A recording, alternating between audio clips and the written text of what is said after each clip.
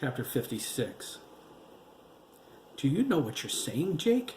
Cody asked, his face ashen with revulsion. He was stretched out on his sofa, a cup of hot coffee resting in his groin.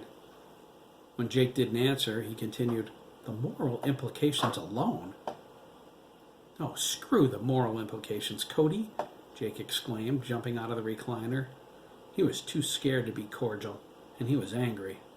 No, anger wasn't a strong enough word. He was livid. Yeah, Jake thought, that's it. I'm livid.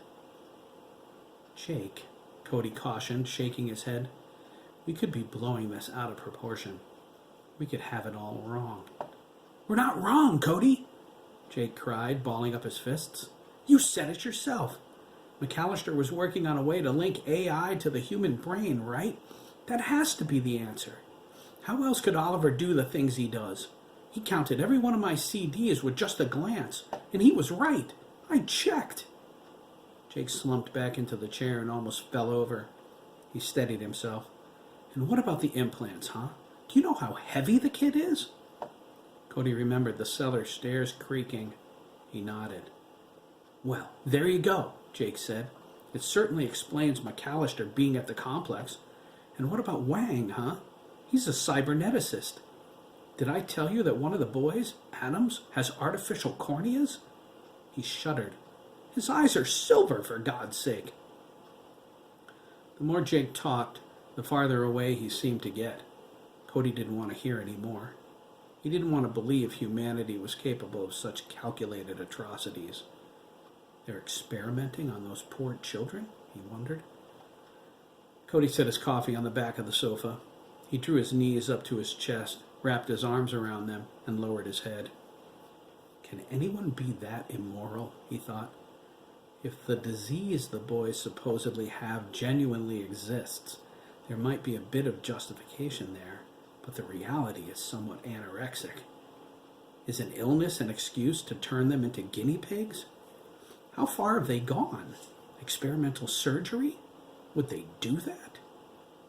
Jake's ranting turned to Dr. Meyer Brandis. Her purpose for being at the complex eluded Cody completely. She was a genetic engineer, not a biologist or a medical doctor. What business does she have with a disease anyway? Did she create it? Cody shook his head. No, that's not it. Then what? Did she grow the boys in a test tube? Mama the Petri dish? Cody thought about his company and the advances they achieved in software design in the last year. They were on the cutting edge, on the road to some place they knew they were going to get to, but only spoke of in whispers. Artificial intelligence, Cody thought, feeling a chill. That's it, isn't it? Computers with independent thought. We're recreating the human brain, God's absolute masterpiece, but out of silicone and circuits, rather than blood and flesh. Is this the hidden desire of science and scientists, then? To become what they refuse to acknowledge exists, using logic as their weapon to destroy that which they themselves are trying to become? They kill God so they can become God? Cody? Cody responded. He shook his head, clearing the cobwebs. Oh, right. I'm sorry. What did you say? I asked if you thought any of this was possible, Jake repeated, clearing his throat. He was tired. He sat up and folded his hands between his knees. The scent of coffee danced around his nostrils. Am I just being paranoid, he asked. I'm really worried about Oliver, man. He frowned. I don't understand it. I just met the kid. Cody held up his hand and stopped him. He interjected. Excuse me, Jacob, but you need to consider something. Jake looked at him, his eyebrows furrowed. I'm all ears. Cody leaned toward him. You're not much different, you know, he said. Who? You and Oliver, Cody replied. He sat back and crossed his arms. He's lonely, and he needs someone. You're lonely, and you need someone. Hell, you've always needed something. Jake lowered his head and pinched the bridge of his nose. Such as? Cody shrugged. Beats me. I've been trying to figure that out since we were kids. I know this, though. Oliver cares about you. Jake stared at him. Cody smiled. You care about him, too. Jake stood and walked toward the coffee pot. For a second, he opted for a beer instead, but he changed his mind. Emotional conversations always seemed to lead him that way, only not this time. That was too much like his father. Jake had enough of his father in him without contributing to it voluntarily. Cody got up from the couch and followed him. He thought, you're not getting off the hook that easily. He said as much. Jake scoffed at the notion. He's a good kid, but nothing, Cody laughed. You should see yourself. You're worried half out of your mind. Yeah, well, Jake offered, pouring his coffee into the biggest mug he could find. It was a large baseball-shaped container with the Chicago Cubs logo on it. It's part of the job. He sipped, but he didn't look his friend in the eye. You're full of it, Cody snorted, and returned to the sofa. He sat down hard and crossed his arms. He caught his coffee and held it. Jake followed and sat next to him. He said nothing at first, gathering his thoughts, examining his soul. It's funny, he thought, but it seems like Oliver fits into me somewhere. I feel comfortable with him. I feel natural in his company. If I ever have a son, Oliver's exactly what I want him to be. He's polite and intelligent. He's strong, and he cares about things. He's like no one I've ever known. Jake sighed, accepting what he felt inside. It was true. There was no other answer for the dreadful notion he might not ever see Oliver again. You're right, Jake whispered. He flashed a wry grin. But you're crazy if you think I'm going to say it out loud. Ha! Cody cried, snapping his fingers. I knew it. Oh, what do you want? Jake asked. Blood? No one could ask for a better kid than Oliver. Who would want to? Cody agreed. Jake considered a response, but something snatched hold of his attention and rushed every thought out of his mind. There was a creaking sound, as if something heavy just stepped onto the front porch. His hand went to the 9mm in his shoulder holster. He slowly turned toward the front door and froze, glaring at it. He strained to hear. Someone's watching us. What's? Cody started to ask. Shh! Jake exclaimed, gripping the butt of his pistol. The door handle turned. Jake tugged on his gun as the door slowly opened. Cody tensed as the cold air rushed in. He was startled, but he didn't move, didn't breathe, and didn't blink. There was a silhouette in the doorway, shifting back and forth, its breathing forced. The raspy tone of the air coming in and out of its mouth mingled with a low growl. Jake drew his pistol and stood. He pointed it at the figure and moved forward, careful not to step on any of the presents Cody bought.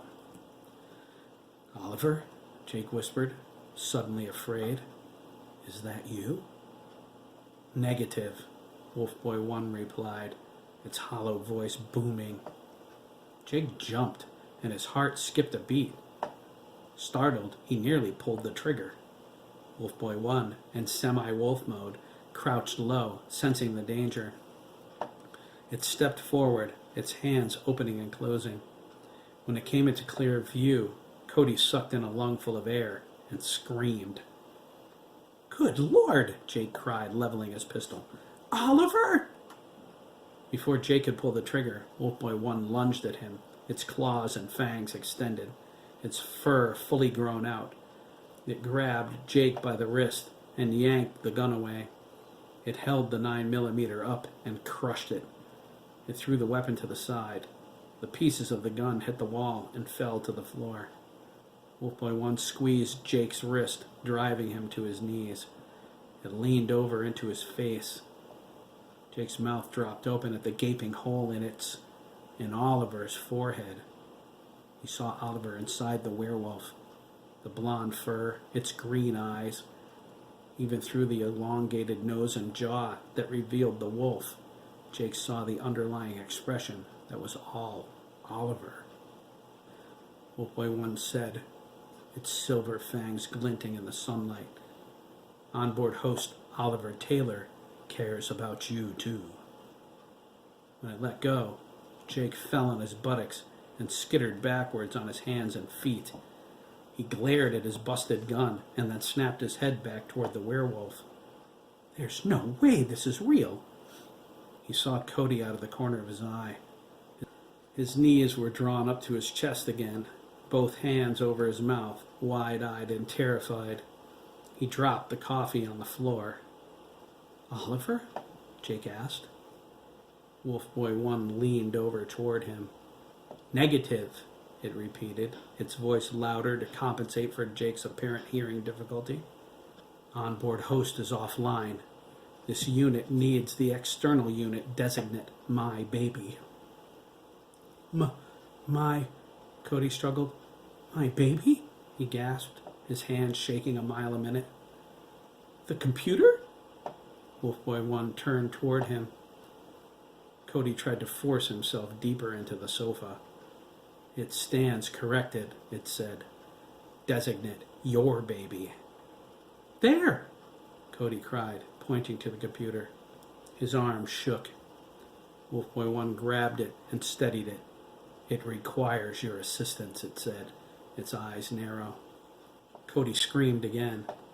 Jake moved to attack, but froze when he heard a familiar voice. Please, Oliver said, weak and strained. I'm dying. Please.